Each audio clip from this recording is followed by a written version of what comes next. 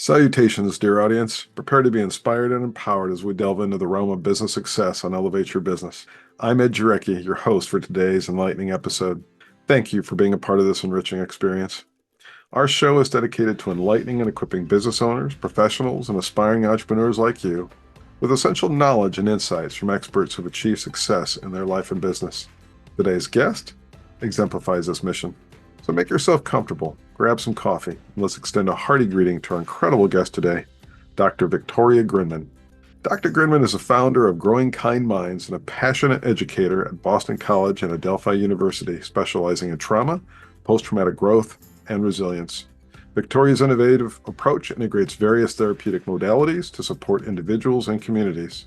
Tune in as she shares her insights on overcoming challenges and fostering personal and professional growth. As Victoria joins us on the show, she'll shed light on what success means to her personally and how her definition has evolved over time, as well as sharing one or two of her top challenges and the lessons learned associated with them. And finally, we'll explore how Victoria has leveraged innovation in her business and other work to overcome challenges and achieve her goals. So join me in welcoming Dr. Victoria Grinman as we embark on another incredible episode of Elevate Your Business. And without further ado, welcome to the show, Victoria. It's great to see you again. How are you doing? Thank you so much, Ed. I'm doing good. I'm so glad to be here. And I'm met with my dog, Vanna. So sometimes she'll probably make an appearance. I apologize since That's the pandemic. fine. This is just how it's been. There she is. Very casual. Hi. Adorable. She's in the office with me. So glad to be here with you. Well, thank you. To start with, could you share a little bit more about yourself and your business? Sure. So my name is Dr. Victoria. I've been in the psychotherapy realm for over 17 years now. So I'm a psychotherapist, a speaker, I consult, I have been an adjunct professor, traveling, all those things. And I also mentor therapists on curating sustainable, value-based private practices. And I've been doing that for a very long time and leaning into that more and more in the last few years. As we initially had our conversation and you shared about that, I just thought that was incredible. And I don't think some people realize that as a therapist yourself, as a doctor, as somebody in one of these professions, they need help too. And that is really part of the core of your business, if I understand it. 100%. So it's interesting in speaking with a lot of therapists who desire to have a private practice. When you ask us whether or not we learned how to actually do business or how to actually curate these things, the answer is unequivocally no, because we're usually taught when we're in school that, especially as a social worker coming from the social work profession, our job is to provide, is to give, is to be of service, is to contribute. It's not necessarily to have a for-profit business. And so when a lot of therapists come to a point in their career where they want to spread their wings and they want to do it their way and they want to help people in their own way, they've paid their dues, they want to flourish in a different facet, they don't always know how to do it. And they look around, right, seeing how other people are doing it. And they're not always getting mentorship around how to actually lean into themselves and put themselves at the center of their private practice. So it's been a whirlwind, it's been a ride, it's been super fun, and I really enjoyed doing it because the return on the investment of actually curating something that is value-driven and that's sustainable is beautiful. It's so nice. Well, when you look at success today as part of that 17-year plus journey, how do you define it today? Definitely different than it was in the past. And I think that one of the things I've learned is it's okay for the definition of success to shift and change. And I think that it's actually pretty normal because when I first started out, my definition of success was really based on metrics. Can I make more than I have been making, where I was working? Can I make ends meet? Can I fill my private practice? All those things you hear that success is made up of. What can I show on my website that I've done? How much can I do? How much have I been invited to do? And after some time, after having been on stages, after having trained internationally, after having spoken to various sized groups, after having worked with so many different kinds of clients and reiterated this private practice in different geographical locations more successfully over and over, you stop and you say, okay, so I'm at the top of this mountain.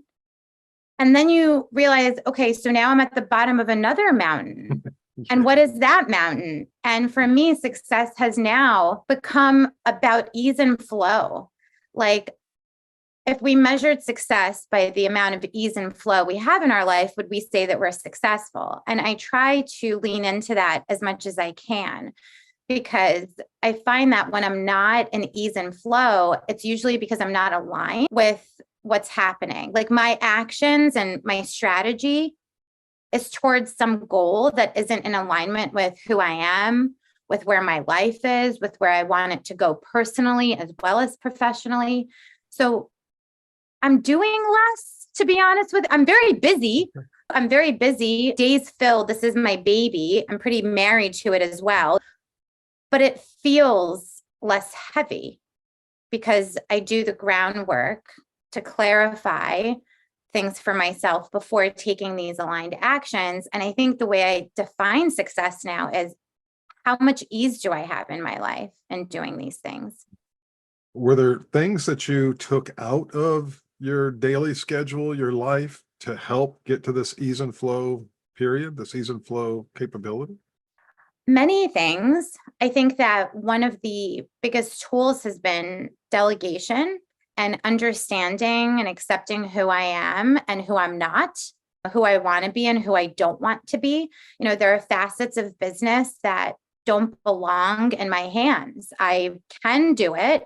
It doesn't mean I like to do it or I should do it. And I think that for a lot of therapists, we actually fall into that idea that when I say, who do you like to work with? People will usually respond with who they have been working with for the last few years, who they fell into working with in their first internship, who they're good at working with. But I say, no, like, who do you really enjoy? Who do you really get energized when you work with them? Who energizes you? And it's a completely different answer. And so we tend to go with what we're good at, what we can do, what we should do. And we don't always get the permission to lean into, what do I like? So I think delegating tasks to people, everything from my laundry, which takes a long time to do, but I would rather do other things administratively for my work than do that. And they do a great job folding it, so I don't mind them touching my underwear and socks. To having someone help me in the home with once every 2 weeks with some cleanup, to delegating some social media stuff, to delegating some administrative tasks. I think that clearing the plate and providing that kind of clarity gives me that space to breathe. So I would say that delegation, just knowing what I'm good at, and there are other people who have beautiful gifts and I can partner with them and collaborate with them. Yeah, I think that's great. And you've already kind of answered the question relative to how has it evolved. Started out very milestone oriented. Is that a great way to summarize that? Mm-hmm. And to a point where there's much more balance in your life. And it's really about that ease and flow, which I'd liken that to a work-life balance, being able to spend time with the people that you want to spend with and ways that you want to spend it, et cetera, in balance with the passionate work that you're doing as well. Mm-hmm. Is that a good way to summarize that?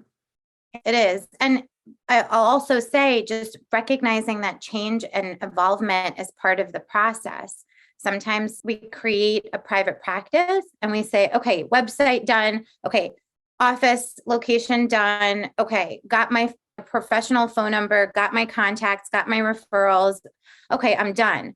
But you're not done, because it's a relationship that you're in. Your private practice is a relationship, kind of like your partner. Like, how are you doing this year? Are we still good? Like, the goal is the same. Are you happy in this realm of our relationship? Yes or no? And learning to touch base with yourself, because it's an ever evolving kind of entity, you know? Absolutely. And the relationships, I love the way you describe that, because I think all of our businesses in today's day and age are really reflective of the relationships that we gather, we culminate, and build over time. And I think that's one of the differentiators with part of the innovation question, which was AI is often part of that conversation. It can't replace the relationship side of what we do with our customers, clients, our colleagues, our partners, et cetera. It can't. I agree. And it can't. And I think a lot of people get into this mode of, oh no, chat GPT is taking over. Oh no. But the thing that makes you so special, right? Like the special sauce is not that you have such original things to say, not you personally, but all of us, or, we're coming up with something so crazy cool that no one's done it before, but it's in the packaging that we provide, right? How palatable we make information or our business to other people and how relatable we are. And no matter how great chat GPT is or AI is, it's not as relatable as the human being who breathes and feels and whose heart beats. So I still really take stock in that nothing can really replace us. I agree. Getting to that point of ease and flow today is part of a journey, and no business journey is without challenges. Could you share one or two of your top challenges and the associated lessons learned with those? One of the challenges that I speak to quite often is a little bit less tangible, but more of a process and experiences that I've had, which is becoming yourself inside of your business and owning yourself in your business and understanding what your values are and understanding what you stand for. And I think that when you want to be successful and you measure success by metrics or being the best or what other people want you to be, you get stuck in losing yourself a little bit, kind of like losing yourself in a really toxic relationship. You can get carried away. So one of the challenges for me has always been that I am very verbose and I also love to relate to people. Now, you would think that's not a bad thing, but one of my gifts in being able to train or share information or inspire people or really influence them with integrity has been to disclose about myself, to share anecdotal clinical knowledge from an integrous place, never, divulging anyone else's story, but utilizing self-disclosure. And what I found as a challenge has been when you're trying to collaborate with other people who are contracting you, oftentimes they have a different idea of what professionalism looks like. And people are afraid to be relatable. People just want sometimes for you to give the information, give it straight and go home. And I've had to really grapple with what it means for me to collaborate with other people. And I found that what matters for me most is a sustainable relationship, not a one-off situation. So with that has come a lot of pushback. But what I found is that it helped me really grow. Has my ego been impacted? And have there been moments where I've called a family member or a friend or a mentor? Can you believe what they just said? Or can you believe, and this hasn't happened too many times, but it's happened a couple of times where it really had me look at myself and it provided a mirror for me, which at the end ended up being one of my greatest assets. So that's one challenge that I've definitely gone through. Any others you'd like to share? Absolutely. I think that a lot of people in my industry, we have what we're good at. And for many years, and I still in this office, I work with a lot of families, a lot of parents, a lot of children. And I specialize in working with children with differences in abilities in their parents. So this is my love and something that I've done forever. But one of the challenges that I found as I started to grow and expand as a professional and as an expert is I became hyper-focused on being a contribution to the greater world, not just one-on-one. But I got stuck in comparing myself to other people out there doing similar things. And I would say things to myself like, well, if they're creating a webinar and a funnel, I guess that's what I have to do. And I became very tunnel visioned around what success looked like when it came to contributing to the greater society. And for a long time, I spent a lot of money, a lot of energy, a lot of time trying to produce a product or an experience for people that naturally was not actually feeling like ease and flow. It was literally the path of most resistance. And I say that's a challenge because it's a heartbreak when there's something that you really want to see come to fruition and it's just not happening because the population is a tough one. You're really working against the grain when it comes to certain populations that you work with. So I think that challenge really broke me down in many different ways. I became sort of burnt out because I ended up doing things I didn't want to do. Like, I don't want to write a newsletter every week. I don't do that. I like being on camera, but I don't want to send out a video on a Sunday night and be tied to that. That's not me, right? I'm more organic. Like if I feel like sending you an email, I'll send you an email. So I got really clear with who I am and who I'm not. And I ended up working with someone who became a mentor to me. I still work with this person. And they asked me a very critical question, something I ask the people I work with. She said, okay, what do you do? What have you been doing? And then what do you really love doing? And that question just opened up a whole world of possibility that I was touching, but I wasn't actually swimming in that pool. I was an observer on the stands. I wasn't really on the court of my life in that way. And I got present to the fact that I really love helping therapists curate private practices that work for their lives. Like that makes me so happy. It's so easy. It feels like fun. There's nothing like it. And I love my clients too, but this is my magic sauce. This is my superpower. And it gave me the permission, that challenge broke me down and it gave me the permission to just rebuild myself. So with that, I would say that all the challenges that we go through, if we allow it, they can be the greatest opportunities for us. Yeah, you know, I think that's well said. Well said. Mhm. When we consider innovation, and we talked a little bit about this before the show, innovation being people, process, technology wrapped in a culture, wrapped in an environment that provides win-win-win outcomes. The client or the customer, the business, and the people that make all that up, our staff, our stakeholders, our strategic partners, et cetera. When you consider that, how is that important to your business today? If I'm understanding the question correctly, because it's a big one and you can go many different ways, the way I consider that is I think about what is my intention? And the word integrity comes to mind.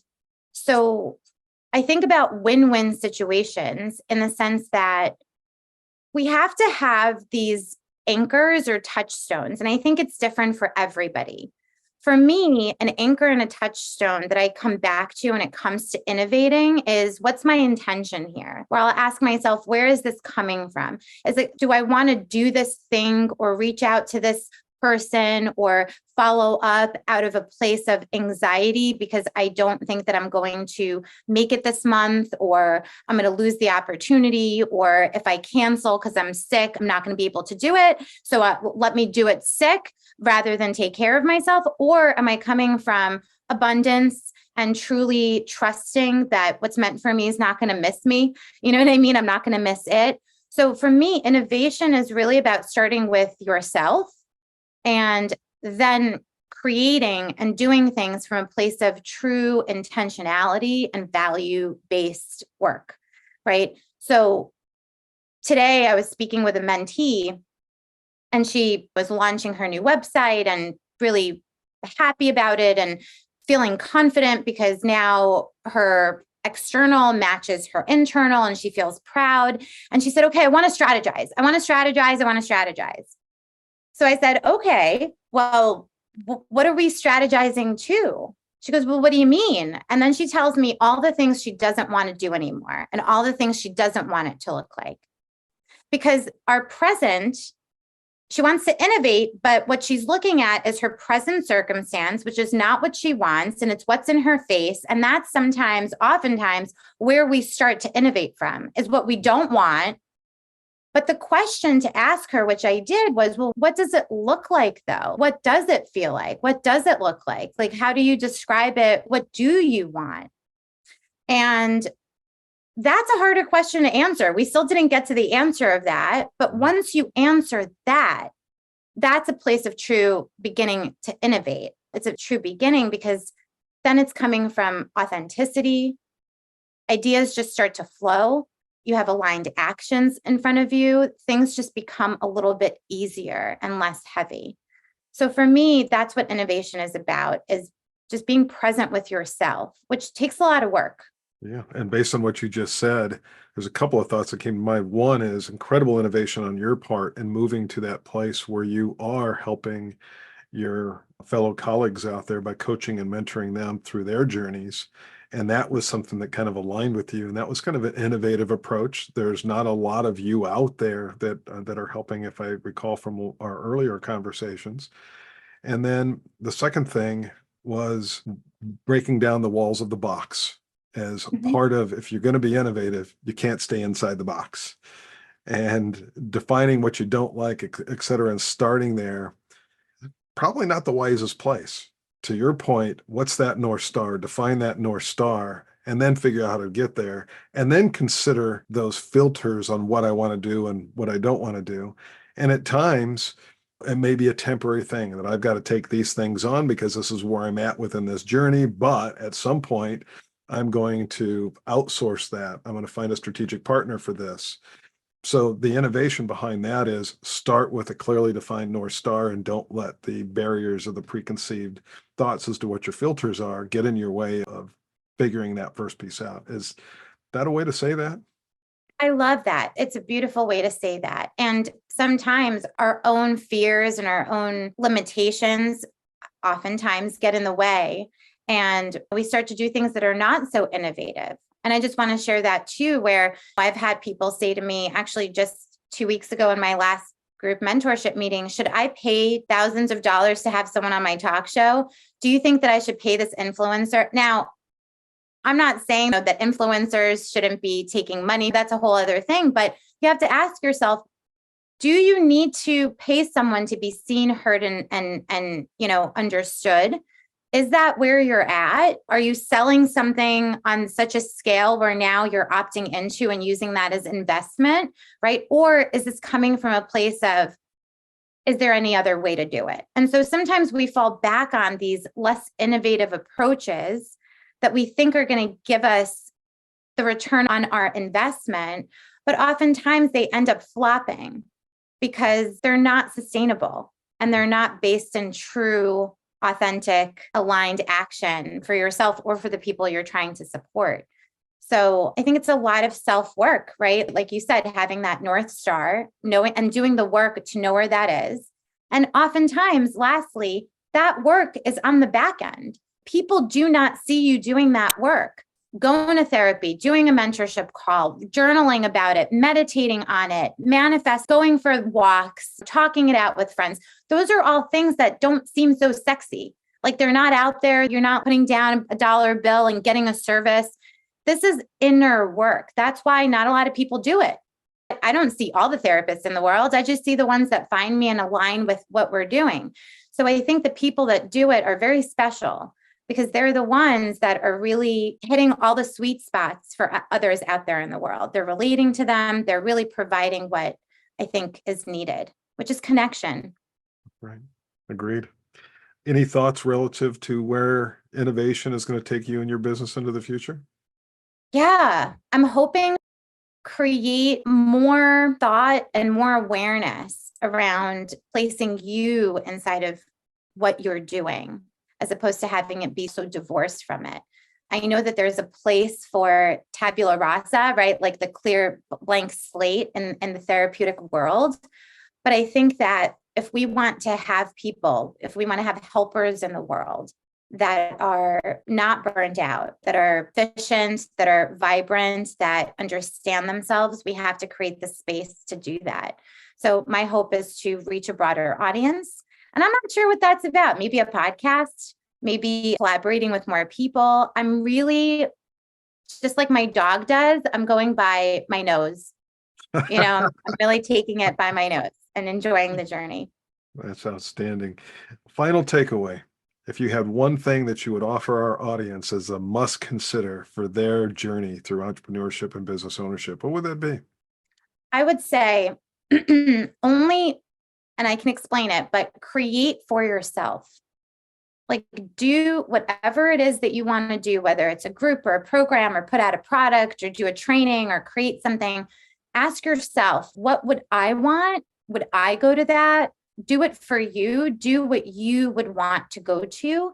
I find that whenever I've created for myself, it has touched so many people because it's relatable and because it's coming from a really genuine space. I think when we get stuck in what do other people want, how do I need to sound in order for people to get me, we get stuck in an abyss that takes us in a whole other journey. So I would say consider yourself. And there's nothing wrong with being selfish. Being self-centered, we have to reestablish for ourselves what that means. Because if more people were centered around themselves and really did that inner work, we would have more genuine, kind, authentic offerings out there in the world.